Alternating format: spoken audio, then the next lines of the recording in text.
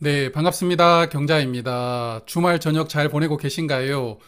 이번 주는 주식장이 좋았죠. 그래서 매매를 거의 하지 않았지만 그래도 간단하게 정리해서 말씀을 드려보겠습니다. 자, 이번 주 주식장이 좋았던 가장 큰 이유는 미국 물가 지수였는데요. 네, CPI 지수가 3%대로 진입을 했습니다. 지난달에 물가 지수가 4%였는데 이번 달에 3%로 1%가 하락을 했고요.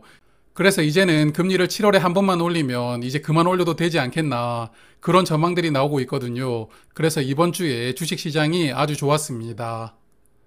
자, 그리고 한국도 이번 주는 금리 발표가 있었는데 이번 달도 금리는 동결로 발표를 하였습니다. 지난 1월에 3.5%로 인상하고 지금 반년 동안 3.5%로 묶어놓고 있는데요. 아마도 7월에 미국은 기준금리를 한 번 더 올릴 가능성이 크겠죠. 그래서 미국과 한국 금리 차이는 2% 정도가 벌어질 것 같은데요. 금리 차이가 사실 적지는 않은데 그래도 한국은 아랑곳하지 않고 금리는 계속 동결로 유지하지 않을까 생각이 됩니다. 자, 그리고 코스피 저번 주에 2% 하락했지만 이번 주에는 4% 상승했습니다. 무려 약 110포인트가 상승을 했는데요. 그래서 2600선을 다시 돌파를 하고 올라왔습니다. 잠시 후에 보시면 아시겠지만 저의 주식은 4% 오르지 않았는데요. 저의 계좌 종목들이 자꾸 시장하고 디커플링이 되고 있는데 마음이 많이 아픕니다. 그리고 코스닥 지수도 이번 주에 큰 상승이 나왔습니다. 896포인트로 마감을 했고요. 저번 주 대비 29포인트 상승했습니다.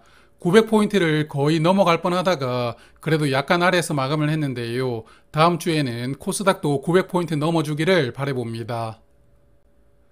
자, 그럼 ISA 계좌부터 보겠습니다.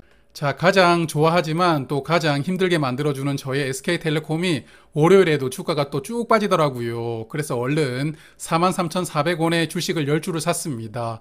그리고 아마 43,200원까지 주가가 내려갔던 것 같은데요.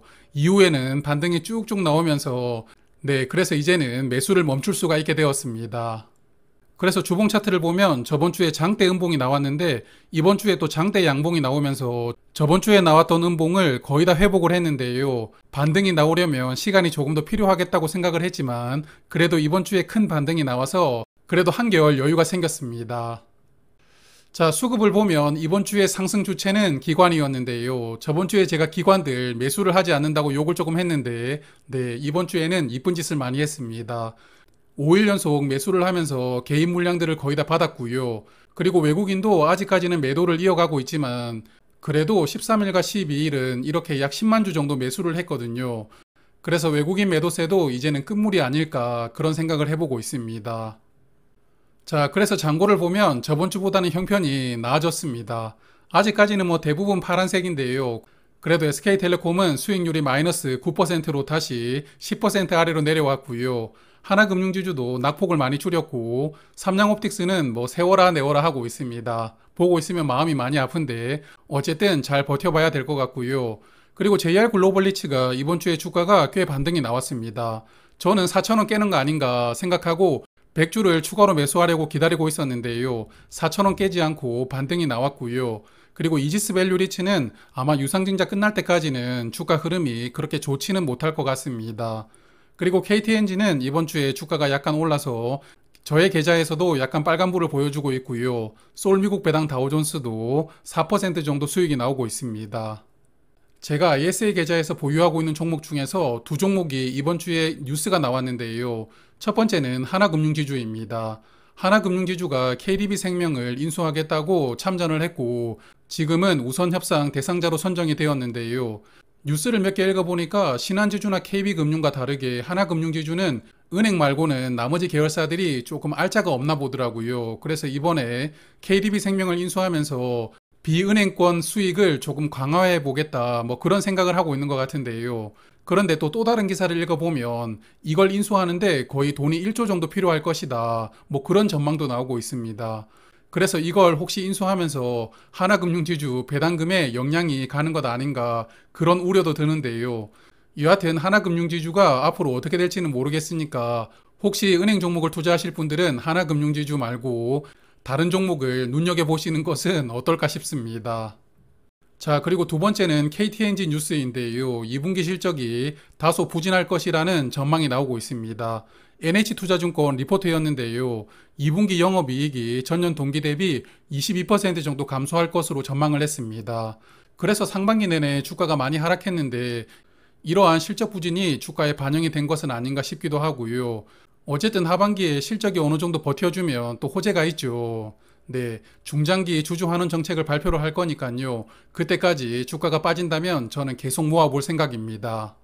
자, 그러면 이번에는 일반 계좌 보겠습니다. 일반 계좌도 매매를 많이 하지는 않았는데요. 보유하는 종목 중에 네오이즈가 이번 주에 주가가 조금 많이 빠졌어요. 그래서 네오이즈를 총 80주를 샀는데 첫 번째는 48,000원대에서 30주를 샀고 두 번째는 47,000원대에서 50주를 추가로 매수했습니다. 네오이즈 주가 흐름이 좋지는 않습니다. 지금 주봉 차트를 보면 약 한 달 반 정도 주가가 빠지고 있는데요. 53,000원을 찍고 지금 38,500원까지 주가가 내려왔습니다. 하지만 이제 9월이 되려면 2개월 정도 남았는데요. 주가가 혹시 더 빠진다면 저는 계속 모아볼 생각입니다.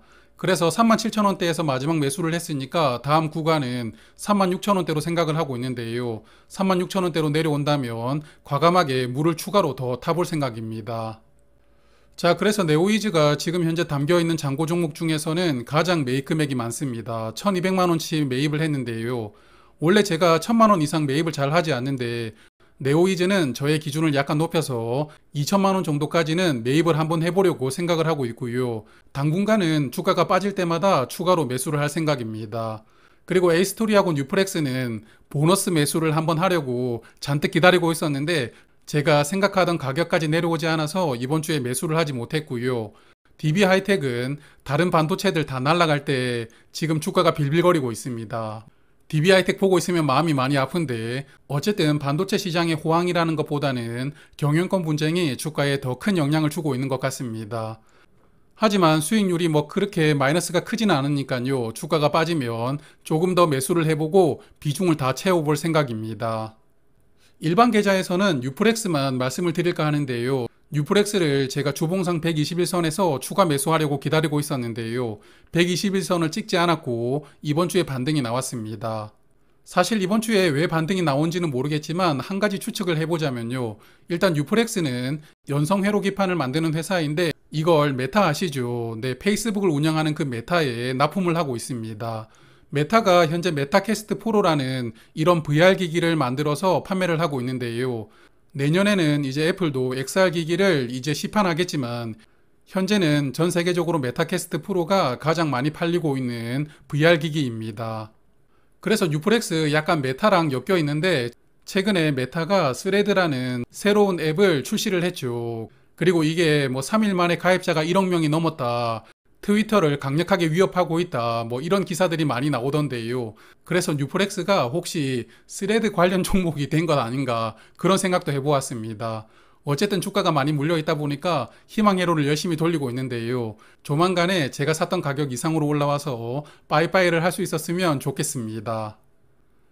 자, 어쨌든 뭐 저의 뉴프렉스는 주가가 많이 하락했지만 메타캐스트 프로를 만드는 메타는 주가가 아주 좋습니다. 약 2년 전에 전 고점이 370달러 정도였던 것 같은데요. 전 고점 근처까지 주가가 정말 빠르게 올라오고 있습니다. 약 반년 만에 주가가 지금 100% 넘게 상승한 것 같은데요. 어쨌든 메타가 이렇게 달려가고 있으니까 우리 뉴프렉스도 열심히 조금 달려주었으면 좋겠습니다. 자, 그럼 오늘은 여기까지 말씀을 드리고요. 비가 정말 많이 오고 있고 앞으로도 조금 더 내릴 예정이라고 합니다. 비 피해 없으시길 바라겠고요. 다음 주 한 주 동안도 건강하시고 계좌도 빨간불이 넘쳐나는 그런 한 주가 되시길 바랍니다. 고맙습니다.